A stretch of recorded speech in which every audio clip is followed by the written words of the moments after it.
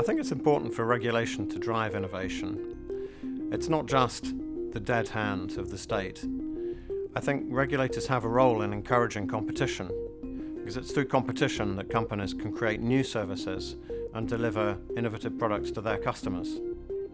Regulators can act in a way which allows that to happen and encourages it to happen. And I think in the UK in particular, some of the moves by the regulators have really been encouraging in that respect.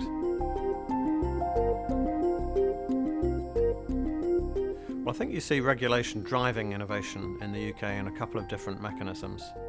So the FCA, the Conduct Authority in the UK, is creating a regulatory sandbox where firms can create products and put them out in the marketplace with consumer protection and regulatory envelope around them. And this is allowing a lot of firms to create new products in the marketplace that wouldn't otherwise have had the opportunity. Secondly, I think you'll see innovation in check imaging. Check imaging may be a more political example than a regulatory one because it was driven by Her Majesty's Treasury. It's creating a mechanism whereby image checks can be cleared faster, overnight rather than for 6 days, and an environment where those checks create quicker cash flow and more certainty of funds to corporates and consumers.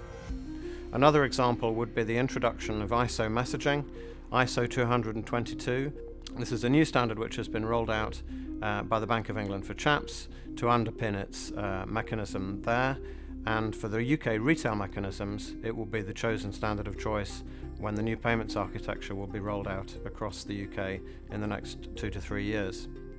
This new mechanism will allow organisations to use the data more effectively and to create services which rely on that data. I think the legislation around PSD2 and open banking encourages innovation in a couple of remits. Firstly, it mandates the legacy, the established banks, to open up their data so that third parties who are authorised and secure can provide new services to their customers.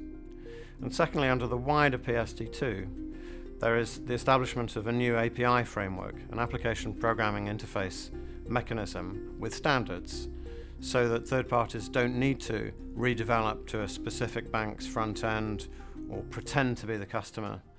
It's a clear, set out set of standards with a regulatory protection, which means that third-party players who meet the security and regulatory standards can safely provide services to customers, and customers can rely on those services in order to enhance their use of financial services. I think what that will mean is that it will create an environment where financial products are more accessible to consumers, they're more easy to provide to corporates, and we'll see the benefits of innovation in creating a better marketplace for financial services in the country.